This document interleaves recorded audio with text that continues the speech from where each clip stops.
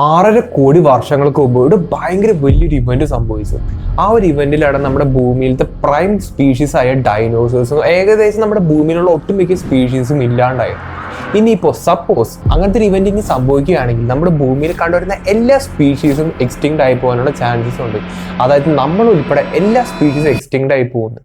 അപ്പൊ നമ്മുടെ ഭൂമിയിൽ ഹ്യൂമൻസ് ജീവിച്ചിരുന്നു എന്നുള്ളതിന്റെ ഏക ഫിസിക്കൽ തെളിവ് എന്ന് പറയുന്നത് 1977 നമ്മൾ അയച്ച വോയേജർ 1ഉം വോയേജർ 2ഉം മാത്രമായിരിക്കും. അത് മാത്രമല്ല, കുറച്ച് മാസങ്ങൾക്ക് മുമ്പ് നാസയും വോയേജർ 1ഉം തമ്മിലുള്ള കമ്മ്യൂണിക്കേഷനും ഏകദേശം പൂർണ്ണമായിട്ട് നിലച്ച ഒരു അവസ്ഥയിലായിരുന്നു. അപ്പോൾ എങ്ങനെയാണ് നമ്മൾ അതിനെ റിക്കവർ ചെയ്തെടുത്തത്, അങ്ങനെയുള്ള കാര്യങ്ങളൊക്കെ ആയിരിക്കും ഞാൻ ഈ വീഡിയോയിൽ വളരെ സിമ്പിൾ ആയിട്ട് പറഞ്ഞുതരാൻ പോകുന്നത്. ഇതിപ്പോ ഇന്ത്യന്നോ ISRO ജപ്പാനെന്നോ അമേരിക്കന്നോ നാസെന്നോ ഒന്നും നമുക്ക് പറയാണ്ട് നമ്മുടെ ഹ്യൂമാനിറ്റിയുടെ തന്നെ വലിയൊരു അഭിമാനം തന്നെയാണ് ശരിക്കും പറഞ്ഞാൽ ഈ വോയേജർ 1ഉം വോയേജർ 2 എന്ന് പറയുന്നത്. കാരണം നമ്മുടെ ഭൂമിയിൽ നിന്ന് ഏറ്റവും ഫർദസ്റ്റ് ആയിട്ട് നിൽക്കുന്ന ഒരു മാൻമെയ്ഡ് ഒബ്ജക്റ്റ് എന്ന് പറയുന്നതാണ് ശരിക്കും വോയേജർ 1ഉം വോയേജർ 2 എന്ന് പറയുന്നത്. അത് മാത്രമല്ല, മനുഷ്യരുണ്ടാക്കിയതിൽ വെച്ച് ഏറ്റവും ഫാസ്റ്റസ്റ്റ് ആയിട്ട് പോകുന്ന ഒരു ഒബ്ജക്റ്റും കൂടിയാണ് ഈ വോയേജർ 1 എന്ന് പറയുന്നത്. അതായത് ഒരു സെക്കൻഡ് കൊണ്ട് ഏകദേശം 17 കിലോമീറ്റർ ആണ് വോയേജർ 1 ട്രാവൽ ചെയ്യുന്നത്. അത് കഴിഞ്ഞ 47 വർഷങ്ങളായിട്ട് ഈ സംഭവം വർക്കിംഗ് ആണ്.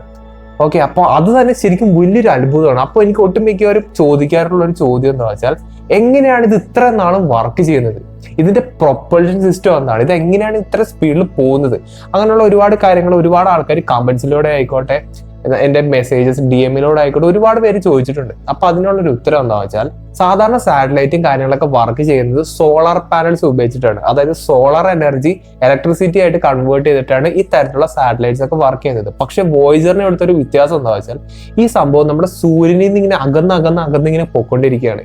അതായത് സൂര്യനിൽ നിന്ന് ഈ ഡിസ്റ്റൻസ് കൂടുന്നതനുസരിച്ച് അതിന് സൂര്യപ്രകാശം ലഭിക്കുന്നതിന്റെ ലഭ്യത ഭയങ്കരമായിട്ട് കുറഞ്ഞു വരും അല്ലെ.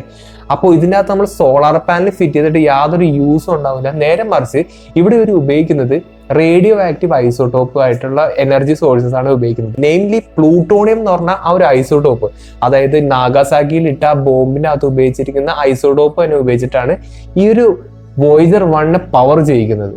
അത് മാത്രമല്ല, നമ്മുടെ സ്പേസ് എന്ന് പറയുന്നത് ഇങ്ങനെ തണുത്ത് മരവിച്ച് നിൽക്കുന്ന ഒരു സ്ഥലമാണ്. അപ്പോൾ ഇത്രയും ലോ ടെമ്പറേച്ചറിൽ ഈ ഇലക്ട്രോണിക്സിന് സംഭവത്തിനൊന്നും വർക്ക് ചെയ്യാൻ പറ്റില്ല, എഫിഷ്യൻ്റ്ലി വർക്ക് ചെയ്യാൻ പറ്റില്ല. അപ്പോൾ ഇതിന് വേണ്ട ചൂടും കാര്യങ്ങളൊക്കെ പ്രൊവൈഡ് ചെയ്യുന്നത് ഈ റേഡിയോ ആക്റ്റീവ് ഐസോട്ടോപ്പ് തന്നെയാണ്. അപ്പോൾ ഇവിടെ 2 ആക്ഷൻ ആണ് ആ ഒരു സംഭവം ചെയ്യുന്നത്. അതുമാത്രമല്ല, വോയേജറിന് ഈ പറഞ്ഞ പോലെ ഒരു സെപ്പറേറ്റ് പ്രൊപ്പൾഷൻ സിസ്റ്റം ഒന്നുമില്ല. ഇതിന് ഒരുപാട് റെട്രോ ത്രസ്റ്റേഴ്സ് ആണ് ഉള്ളത്. അതായത് ഇതാണ് വോയേജർ എന്ന് വിചാരിച്ചോ, അതിന്റെ ഓറിയന്റേഷൻ ഒക്കെ തിരിക്കണമെങ്കിൽ അതിന്റെ മൂലയ്ക്ക് അവിടെയൊക്കെ ആയിട്ട് എന്തെങ്കിലും ചെറിയ രീതിയിലുള്ള ഹൈഡ്രസീൻ പവേർഡ് ആയിട്ടുള്ള ത്രസ്റ്റേഴ്സ് വെച്ചിട്ടുണ്ട്. അപ്പൊ അത് ഉപയോഗിച്ചിട്ടാണ് ഇതിന്റെ ഓറിയന്റേഷനും കാര്യങ്ങളൊക്കെ നമുക്ക് തിരിക്കുന്നത്. അതല്ലാണ്ട് ഇതിന് പ്രത്യേകിച്ച് പ്രൊപ്പൾഷൻ സിസ്റ്റംസ് ഒന്നുമില്ല. അതായത് നമ്മുടെ സൂര്യന്റെ ഇൻഫ്ലുവൻസിൽ ആ ഒരു സ്ലിംഗ് ഷോട്ടിന്റെ അതേ മെത്തേഡിലൂടെയാണ് ഈ സംഭവം ഏകദേശം 17 km/s സ്പീഡിൽ ട്രാവൽ ചെയ്യുന്നത്. അപ്പൊ ഈ 2 സംഭവങ്ങളാണ് വോയേജർ 1 ആയിട്ട് എനിക്ക് ഏറ്റവും കൂടുതൽ കിട്ടുന്ന ചോദ്യങ്ങൾ. ഓക്കെ, ഇത് കൂടാതെ ഞാൻ വേറൊരു കാര്യം പറഞ്ഞു തരട്ടെ. സ്പേസിൽ ഒരു ചെറിയൊരു മണൽത്തരി ഇങ്ങനെ സ്റ്റാൻഡ് സ്റ്റിൽ ആയിട്ട് നിൽക്കുകയാണെന്ന് വിചാരിക്കാം. ഓക്കെ, ഈ വോയേജർ 1 എന്ന് പറയുന്നത് ഒരു സെക്കൻഡിൽ 17 കിലോമീറ്റർ ആണ് ട്രാവൽ ചെയ്യുന്നത്. അപ്പൊ എന്ത് സ്പീഡ് ഉണ്ടാവും നിങ്ങളൊന്ന് ആലോചിച്ച് നോക്കി. അപ്പോൾ ഇത്രയും സ്പീഡിൽ വോയേജർ 1 ഇങ്ങനെ സ്പേസിലൂടെ ഇങ്ങനെ പോയിക്കൊണ്ടിരിക്കുക. ഒരു മണൽത്തരി സ്പേസിൽ ആ വോയേജർ 1 പോകുന്ന വഴിയിൽ ഇങ്ങനെ നിൽക്കാന്ന് വിചാരിക്കാം. ഈ സംഭവം, ഈ മണൽത്തരി ഈ വോയേജർ 1ന്റെ ആന്റിനയിലോ ഡിഷിലോ എന്തെങ്കിലും വന്ന് ഇടിച്ചു കഴിഞ്ഞാൽ അവിടെ ഉണ്ടാകുന്ന ഡാമേജ് എന്ത് വലുതായിരിക്കും നിങ്ങളൊന്ന് ആലോചിച്ച് നോക്കി. അതായത് ശരിക്കും നല്ല രീതിയിലുള്ള ഒരു ഡാമേജ് നമ്മുടെ വോയേജർ 1 സംഭവിക്കുകയും ചെയ്യും. അത് ക്രിട്ടിക്കൽ ആയിട്ടുള്ള പോയിന്റിൽ ഇടിച്ചു കഴിഞ്ഞാൽ ചിലപ്പോൾ നമ്മുടെ വോയേജർ 1 നമ്മുടെ ഭൂമിയായിട്ടുള്ള കമ്മ്യൂണിക്കേഷൻ പൂർണ്ണമായിട്ട് നിലച്ചു എന്ന് വരും. ഓക്കെ, അപ്പോ ഇത്രയും നാളായിട്ടും ഇങ്ങനത്തെ ഒരു ഇവന്റ് സംഭവിച്ചിട്ടില്ല. അതായത് 47 വർഷങ്ങളായിട്ടും ഇങ്ങനത്തെ ഒരു ക്രിട്ടിക്കൽ ഡാമേജ് വോയേജർ 1 വന്നിട്ടില്ല. അപ്പൊ നമ്മുടെ യൂണിവേഴ്സും നമ്മുടെ സോളാർ സിസ്റ്റവും ഒക്കെ എന്ത് വലുതായിരിക്കും എന്നുള്ള കാര്യങ്ങളൊന്ന് ആലോചിച്ചേക്ക്.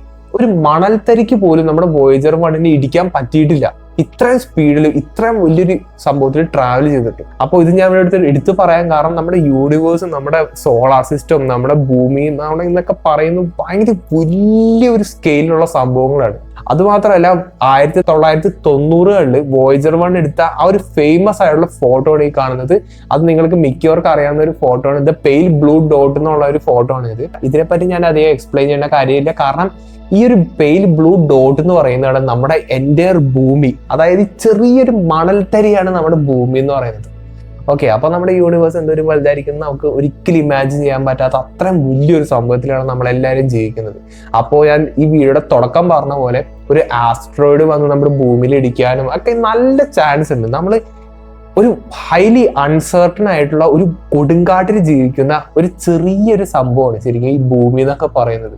എന്തും എപ്പോൾ വേണമെങ്കിലും സംഭവിക്കാം. അതൊക്കെ അവിടെ ഇരിക്കട്ടെ. അങ്ങനെ കഴിഞ്ഞ വർഷം നവംബർ ആയപ്പോൾ നമ്മുടെ വോയേജർ 1ഉം നമ്മുടെ ഭൂമിയുമായിട്ടുള്ള കമ്മ്യൂണിക്കേഷനിൽ ചെറിയ പ്രശ്നങ്ങളൊക്കെ കണ്ടുപിടിക്കും. അതായത് കറക്റ്റ് ആയിട്ടുള്ള ഡേറ്റ അല്ല നമുക്ക് വോയേജർ 1ൽ നിന്ന് കിട്ടുന്നത്. വോയേജർ ഒരുപാട് സയന്റിഫിക് ഡേറ്റയും കാര്യങ്ങളൊക്കെ കളക്ട് ചെയ്തിട്ട് നമ്മുടെ ഭൂമിയിലേക്ക് ബൈനറി കോഡ് വഴിയിട്ടാണ് സെൻഡ് ചെയ്യുന്നത്.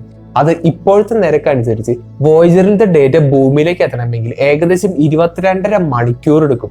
ഒന്ന് ആലോചിച്ച് നോക്കിയേ, അത് ലൈറ്റിന്റെ സ്പീഡിലാണ് ഈ റേഡിയോ സിഗ്നൽസ് ഒക്കെ ട്രാവൽ ചെയ്യുന്നത്. അപ്പോൾ 22.5 മണിക്കൂറുകൾ കൊണ്ടാണ് ഒരു വൺ വേ സിഗ്നൽ അങ്ങോട്ട് എത്തുന്നത്. ഇനിയിപ്പോ ഭൂമിയിൽ നിന്ന് സിഗ്നൽ തിരിച്ച് വോയേജറിലേക്ക് അയക്കണമെങ്കിൽ ഇതേപോലെ തന്നെ 22.5 മണിക്കൂർ എടുത്താൽ മാത്രമാണ് വോയേജറിലേക്ക് എത്തുന്നത്.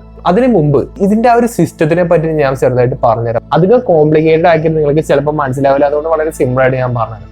അതായത് ഞാൻ നേരത്തെ പറഞ്ഞ പോലെ വോയേജർ ഒരുപാട് സയന്റിഫിക് ആയിട്ടുള്ള ഡേറ്റയും കാര്യങ്ങളൊക്കെ കളക്ട് ചെയ്യും.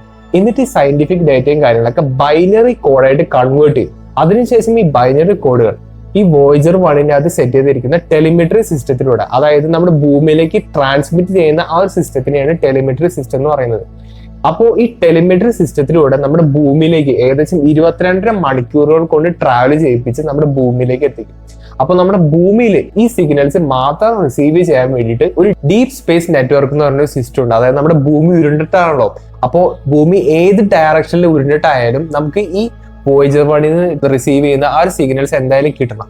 അതുകൊണ്ട് തന്നെ നമ്മുടെ ഭൂമിയുടെ പ്രൈം ലൊക്കേഷൻസിൽ, അതായത് ഓസ്ട്രേലിയ അങ്ങനെയുള്ള പല പല ലൊക്കേഷൻസിൽ 3 ഭയങ്കര വലിയ സാറ്റലൈറ്റ് ഡിഷുകൾ വെച്ചിട്ടുണ്ട്. അപ്പോൾ ഇത് ഉപയോഗിച്ചിട്ടാണ് വോയേജർ 1ൽ നിന്ന് കിട്ടുന്ന ആ ഒരു സിഗ്നൽ ഏതൊരു ഓറിയന്റേഷനിൽ ഭൂമിയിൽ നിന്നാലും നമുക്ക് ആ സിഗ്നൽ റിസീവ് ചെയ്യാൻ പറ്റും. ഓക്കെ, അപ്പൊ ഇതിനെയാണ് നമ്മൾ ഡീപ് സ്പേസ് നെറ്റ്വർക്ക് എന്ന് പറയുന്നത്. അപ്പോൾ ഈ ഒരു 3 സംഭവത്തിന്റെയും ഒരു ഫംഗ്ഷനിങ് ഒരുമിക്കുമ്പോഴാണ് ശരിക്കും നമ്മുടെ വോയേജർ 1ന്റെ ഫംഗ്ഷനിങ് മൊത്തത്തിൽ നമ്മൾ പറയാൻ പറ്റുന്നത്. അതായത് വോയേജർ 1 ഒരുപാട് സയന്റിഫിക് ഡേറ്റേഴ്സും കാര്യങ്ങളൊക്കെ കളക്ട് ചെയ്തിട്ട് അത് ബൈനറി കോഡിലേക്ക് ആക്കിയിട്ട് അത് ഭൂമിയിലേക്ക് ട്രാൻസ്മിറ്റ് ചെയ്യുന്നത് ഈ ടെലിമെട്രി സിസ്റ്റം ഉപയോഗിച്ചിട്ടാണ്. ഈ 2 സംഭവങ്ങളും വോയേജർ 1ന്റെ അത് തന്നെ ഉള്ളതാണ്.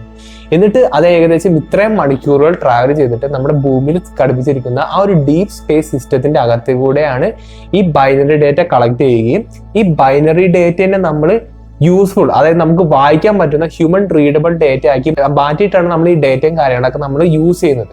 ഓക്കെ, അപ്പൊ ഇങ്ങനെയാണ് ശരിക്കും നമ്മുടെ വോയേജർ 1ന്റെ സിസ്റ്റം വർക്ക് ചെയ്യുന്നത്. അപ്പോൾ ഇതുപോലെ തന്നെ ഏകദേശം 47 വർഷങ്ങളായിട്ട് ഇതേ സംഭവം തന്നെ കണ്ടിന്യൂ ചെയ്തുകൊണ്ടിരിക്കുകയാണ്. പക്ഷേ കഴിഞ്ഞ വർഷം നവംബർ ആയപ്പോൾ എന്താ സംഭവിച്ചെന്നറിയോ? ഇവർ ഈ അയക്കുന്ന ബൈനറി ഡേറ്റയ്ക്ക് ചെറിയൊരു മിസ്റ്റേക്ക്, വളരെ റാൻഡം ആയിട്ടുള്ള ബൈനറി ഡേറ്റസ് അയച്ചുകൊണ്ടിരുന്നു. അപ്പൊ നിങ്ങളൊന്ന് ആലോചിക്കുക, അത്രയും കിലോമീറ്റർ ദൂരത്ത് നിൽക്കുന്ന ഒരു സംഭവത്തിനാണ് ഇങ്ങനത്തെ ഒരു എറർ സംഭവിച്ചിരിക്കുന്നത്. അപ്പൊ നമുക്ക് ഒരിക്കലും ഇത്രയും ദൂരം പോയിട്ട് ആ സംഭവം റിപ്പയർ ചെയ്തെടുക്കാനൊന്നും പറ്റില്ല, അല്ലെ? അപ്പോൾ ഇവിടെ നമുക്ക് ചെയ്യാൻ പറ്റുന്നത് നമ്മുടെ ഭൂമിയിൽ നിന്നിട്ട് ഒരുപാട് ട്രബിൾ ഷൂട്ടും കാര്യങ്ങളൊക്കെ ചെയ്യാന്നുള്ളത് മാത്രമാണ്. അതായത് നാസ ഒരു പോയിന്റിൽ വിചാരിച്ചതെന്ന് വെച്ചാൽ നമ്മൾ വോയേജർ 1ുമായിട്ടുള്ള പൂർണ്ണമായിട്ടുള്ള കണക്ഷൻ വിട്ടുപോയി തന്നെയാണ് അവർ വിചാരിച്ചത്. അതിനുശേഷം ഏകദേശം 5 മാസത്തെ സ്ട്രഗിൾ കൊണ്ടാണ് ശരിക്കും പറഞ്ഞാൽ കാര്യങ്ങളൊക്കെ നേരെ പണ്ടത്തെ പോലെ തന്നെ വർക്ക് ചെയ്ത് തുടങ്ങിയത്. അതായത് ഈ വോയേജർ 1ന്റെ ഇമ്പോർട്ടൻസ് എന്താണെന്ന് അറിയാം? ഇത്രയും ദൂരത്ത് നിൽക്കുന്നത് കൊണ്ട് തന്നെ ഒരു സൂര്യന്റെ ഇൻഫ്ലുവൻസ്, അതായത് സൂര്യന്റെ ചൂടും സൂര്യന്റെ ലൈറ്റും, അതായത് സൂര്യൻ ഇൻഫ്ലുവൻസ് ഇല്ലാത്ത റീജിയനിലത്തെ സ്പേസിന്റെ ക്യാരക്ടറിസ്റ്റിക്സ് എടുക്കാൻ പറ്റുന്ന ഏക ഹ്യൂമൻ മെയ്ഡ് ഒബ്ജക്റ്റ് എന്ന് പറയുന്നത് വോയേജർ 1 മാത്രമാണ്. അത്രയും ദൂരം ആയതുകൊണ്ട് നമ്മുടെ സൂര്യൻ ഇൻഫ്ലുവൻസ് വളരെ കുറവാണ്. അതുകൊണ്ട് തന്നെ അവിടുത്തെ സ്പേസിന്റെ ക്യാരക്ടറിസ്റ്റിക്സ് സ്റ്റഡി ചെയ്യാൻ പറ്റുന്ന ഏക സംഭവമാണ് വോയേജർ 1 എന്ന് പറയുന്നത്. ചുരുക്കി പറഞ്ഞാൽ അതാണ് ശരിക്കും വോയേജർ 1 അത്ര ഇമ്പോർട്ടന്റ് ആണെന്ന് പറയുന്നത്. അതായത് നമ്മുടെ സൂര്യൻ ഇൻഫ്ലുവൻസ് ഒരു 100 കിലോമീറ്റർ ആയിരിക്കും. അത് റേഡിയസ് ആയിട്ട് വെച്ചിട്ട് ഒരു സ്ഫിയർ ആയിട്ട് നിങ്ങൾ കൺസിഡർ ചെയ്യാം. അതിനെയാണ് നമ്മൾ ശരിക്കും ഹീലിയോസ്ഫിയർ എന്ന് പറയുന്നത്. ഓക്കെ, അപ്പോൾ ഈ ഹീലിയോസ്ഫിയറിന്റെ അറ്റത്തൊക്കെ നമ്മുടെ ശരിക്കും അവിടുത്തെ സ്പേസിന്റെ ക്യാരക്ടറിസ്റ്റിക്സും കാര്യങ്ങളൊക്കെ പഠിക്കാൻ വേണ്ടിയിട്ടാണ് ശരിക്കും വോയേജർ 1 നമ്മൾ ഇപ്പൊ യൂസ് ചെയ്യുന്നത്. ഇതിനു മുമ്പ് വേറൊരു ദൗത്യമായിരുന്നു, പക്ഷെ നമ്മൾ ഇപ്പൊ യൂസ് ചെയ്യുന്നത് ആ ഒരു കാര്യങ്ങൾക്കൊക്കെ വേണ്ടിയിട്ടാണ്. അപ്പോൾ വോയേജർ 1 പോലുള്ള ഒരു മിഷൻ നമ്മൾ ഇനി റിപ്പീറ്റ് ചെയ്യണമെങ്കിൽ എത്രയോ വർഷങ്ങൾ കഴിഞ്ഞാലാണ് നമുക്ക് അവിടുത്തെ ഡേറ്റാസ് കളക്ട് ചെയ്യാൻ പറ്റുള്ളൂ. നിങ്ങളൊന്ന് ആലോചിക്കുക. ഇപ്പോഴത്തെ ടെക്നോളജി വെച്ച് കുറച്ചുകൂടി ഫാസ്റ്റ് ആയിട്ട് പോകാൻ പറ്റുന്നേ ഉള്ളൂ. പക്ഷെ എങ്ങനെ പോയാലും ഒരു 10-20 വർഷത്തിന് മുകളെടുത്താലാണ് ഒരു സ്പേസ് ക്രാഫ്റ്റിന് അത്രയും ദൂരത്തേക്ക് എത്താൻ പറ്റുള്ളൂ. അപ്പൊ വോയേജർ 1 ലൂസ് ചെയ്യാന്ന് പറഞ്ഞാൽ അത്രയും വലിയൊരു ഡിസാസ്റ്റർ നമ്മുടെ ഏവിയേഷൻ ഹിസ്റ്ററി അല്ലെങ്കിൽ സ്പേസ് ട്രാവലിന്റെ ഹിസ്റ്ററി തന്നെ ഉണ്ടാവില്ല. അത്രയ്ക്ക് ഇമ്പോർട്ടന്റ് ആയിട്ടുള്ള ഒരു സംഭവമാണ് ശരിക്കും വോയേജർ എന്നൊക്കെ പറയുന്നത്. സാധാരണ നമ്മുടെ കമ്പ്യൂട്ടറിനോ ഫോണിനോ എന്തെങ്കിലുമൊക്കെ സോഫ്റ്റ്വെയർ ഇഷ്യൂസ് ഒക്കെ വന്നു കഴിഞ്ഞാൽ നമ്മൾ ഏറ്റവും ആദ്യം ചെയ്യുന്നത് എന്താണ്? ഇത് റീസ്റ്റാർട്ട് ചെയ്യാന്നുള്ളതാണ് അല്ലെ. അപ്പോൾ ഇതേ പ്രൊസീജിയർ തന്നെയാണ് നാസ നമ്മുടെ വോയേജർ 1 ഉപയോഗിച്ചത്. പക്ഷേ ഇത് ചെയ്തിട്ടും യാതൊരു രക്ഷയുണ്ടായിരുന്നില്ല. പണ്ട് അയച്ച പോലെ തന്നെ ഈ റാൻഡം ആയിട്ടുള്ള ബൈനറി ഡേറ്റ മാത്രമാണ് നമ്മുടെ വോയേജർ ഭൂമിയിലേക്ക് അയച്ചുകൊണ്ടിരുന്നത്. ഇതിനുശേഷമാണ് അവർക്ക് കാര്യങ്ങളൊക്കെ കത്തിയത്. അതായത് വോയേജർ 1 അകത്തുള്ള മെമ്മറി ചിപ്പ് ശരിക്കും കറപ്റ്റഡ് ആയി പോയി എന്നുള്ളതാണ് ശരിക്കും സംഭവിച്ചത്. അതുകൊണ്ടാണ് സയന്റിഫിക് ഡേറ്റാസ് ഒക്കെ കറക്റ്റ് ആയിട്ട് നമുക്ക് ബൈനറി കോഡിലേക്ക് ഇങ്ങനെ ഭൂമിയിലേക്ക് അയക്കാണ്ട് വളരെ റാൻഡം ആയിട്ടുള്ള ബൈനറി കോഡുകളൊക്കെ നമ്മുടെ ഭൂമിയിലേക്ക് ഇങ്ങനെ അയച്ചുകൊണ്ടിരുന്നത്. അപ്പോൾ എങ്ങനെയെങ്കിലും ഈ കറപ്റ്റഡ് ആയിട്ടുള്ള മെമ്മറി ചിപ്പിന്റെ അകത്തുള്ള ഡേറ്റ നമ്മൾ മറ്റുള്ള മെമ്മറി ചിപ്പുകളിലേക്ക് നമ്മൾ അലോട്ട് ചെയ്താൽ മാത്രമാണ് ഈ സംഭവത്തിൽ നമുക്കൊന്ന് റീസെറ്റ് ചെയ്തെടുക്കാൻ പറ്റുള്ളൂ. അതായത് പഴയ പോലത്തെ വർക്കിങ്ങിലേക്ക് എടുക്കാൻ പറ്റുള്ളൂ. അപ്പൊ അതിന് വേണ്ടിയിട്ട് ഈ കറപ്റ്റഡ് ആയിട്ടുള്ള മെമ്മറി ചിപ്പിന്റെ അകത്തുള്ള ഡേറ്റ മറ്റൊരു 2 മെമ്മറി ചിപ്പിലേക്ക് മാറ്റി കഴിഞ്ഞപ്പോഴാണ് ശരിക്കും പറഞ്ഞാൽ നമ്മുടെ പ്രോബ്ലംസ് ഒക്കെ റിസോൾവ് ചെയ്തത്. ഇതിപ്പോ കേൾക്കുമ്പോൾ വളരെ സിമ്പിൾ ആയിട്ട് തോന്നുമെങ്കിലും ഏകദേശം 5 മാസത്തോളം എടുത്തു ഈ ഒരു സംഭവങ്ങളൊക്കെ നമ്മൾ ഫിഗർ ഔട്ട് ചെയ്യാനായിട്ട്. അതായത് ഈ മെമ്മറി ചിപ്പിന്റെ പ്രോബ്ലം ആണോ നമ്മൾ ആദ്യം കണ്ടുപിടിക്കണം. എന്നാൽ മാത്രമാണ് നമുക്ക് ഇതിനെ ട്രബിൾ ഷൂട്ട് ചെയ്തെടുക്കാൻ പറ്റുള്ളൂ അല്ലേ. അപ്പോ ഒരുപാട് മാസത്തെ സ്ട്രഗിൾ ആണ് ശരിക്കും പറഞ്ഞാൽ നമ്മുടെ വോയേജർ 1 റിട്രീവ് ചെയ്തെടുത്തത്. ഇവിടുത്തെ വേറൊരു കുഴപ്പമൊന്നും അറിയാം, ഈ വോയേജർ 1 ഉണ്ടാക്കിയ ആൾക്കാർ ശരിക്കും പറഞ്ഞാൽ ഇപ്പൊ റിട്ടയർഡ് ആയിട്ടുള്ള ആൾക്കാരാണ്. അതും ഒരുപാട് പഴക്കമുള്ള ടെക്നോളജിയാണ് ശരിക്കും വോയേജർ 1 അത് ഉപയോഗിച്ചിരിക്കുന്നത്. അതായത് നമ്മുടെ മോഡേൺ ഡേ കാൽക്കുലേറ്ററിന് പവർ കുറഞ്ഞ ഒരു സിസ്റ്റമാണ് ശരിക്കും വോയേജർ 1 അകത്തെ കമ്പ്യൂട്ടർ എന്ന് പറയുന്നത്. അപ്പൊ അത്രയ്ക്ക് ലോ പവേർഡ് ആയിട്ടുള്ള ഒരു സംഭവമാണ് ശരിക്കും വോയേജർ 1 എന്ന് പറയുന്നത്. അപ്പൊ ഇതിന്റെയൊക്കെ ട്രബിൾ ഷൂട്ട് ചെയ്യാന്ന് പറഞ്ഞാൽ നല്ല രീതിയിലുള്ള ബുദ്ധിമുട്ടുള്ള ഒരു കേസാണ്. പിന്നെ വേറൊരു കൺഫ്യൂഷൻ എന്താ വെച്ചാൽ വോയേജർ 2 ആണ് ആദ്യം ലോഞ്ച് ചെയ്തത്, അതിനുശേഷമാണ് വോയേജർ 1 ലോഞ്ച് ചെയ്തത്. അപ്പോൾ ഒരുപാട് പേര് കമന്റ്സ് ഒക്കെ ചെയ്യുന്നത് ഞാൻ കണ്ടിട്ടുണ്ട്. അതായത് ഇവർക്ക് നെയിമിങ് കിട്ടുന്നത് മാറിപ്പോയതായിരിക്കും, അങ്ങനെ ഇതാണ്. പക്ഷേ ശരിക്കും അതിന്റെ റീസൺ എന്താ പറയുക, വോയേജർ 1 ഉപയോഗിക്കുന്ന ട്രജക്ടറി എന്ന് പറയുന്നത്, അതായത് ഇപ്പൊ പോയിന്റ് A പോയിന്റ് Bയിലേക്ക് പോകുന്ന ആ ഒരു ഡിസ്റ്റൻസ് എന്ന് പറയുന്നത് വോയേജർ 2 ചെറുതാണ്. അതുകൊണ്ട് തന്നെ വോയേജർ 1 വോയേജർ 2 ഫാസ്റ്റ് ആയിട്ട് അതിന്റെ ഫൈനൽ ഡെസ്റ്റിനേഷനിലേക്ക് എത്താൻ പറ്റും.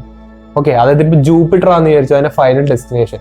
വോയേജർ 2 ആദ്യം ലോഞ്ച് ചെയ്തെങ്കിലും വോയേജർ 1 ആയിരിക്കും ഈ വോയേജർ 2 നേരത്തെ ജൂപ്പിറ്ററിലേക്ക് എത്തുന്നത്. അപ്പൊ അങ്ങനെ നോക്കുകയാണെങ്കിൽ വോയേജർ 1 രണ്ടാമത് ലോഞ്ച് ചെയ്തിട്ടുണ്ടെങ്കിലും അത് ശരിക്കും ആദ്യം എത്തുന്നത് നമ്മുടെ വോയേജർ 1 തന്നെയാണ്. അപ്പൊ അതുകൊണ്ടാണ് ശരിക്കും വോയേജർ 1 വോയേജർ 1 എന്നുള്ള പേര് തന്നെ കൊടുത്തിരിക്കുന്നത്. അപ്പൊ ആ ഒരു കൺഫ്യൂഷൻ ഒഴിവായെന്ന് ഞാൻ വിചാരിക്കുന്നു.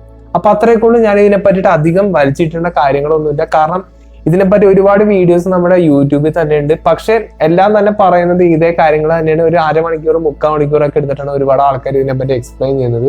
അപ്പൊ അത് എങ്ങനെ സിമ്പിൾ ആയിട്ട് പറയാന്ന് മാത്രമാണ് ഞാൻ നോക്കിയിട്ടുള്ളത്. ഇത്ര ഒരു കറപ്റ്റഡ് ആയിട്ടുള്ള ഒരു ചിപ്പ് അത് എങ്ങനെയെങ്കിലും നമ്മൾ റിസോൾവ് ചെയ്യാൻ നോക്കി. അത്രയൊക്കെയുള്ള ഇതിന്റെ കാര്യങ്ങളൊക്കെ പറഞ്ഞാല്. അപ്പോ അത്രയൊക്കെയുള്ള നമുക്ക് നല്ലൊരു ടോപ്പിക് ആയിട്ട് ഞാൻ അടുത്ത വീഡിയോ കാണാം.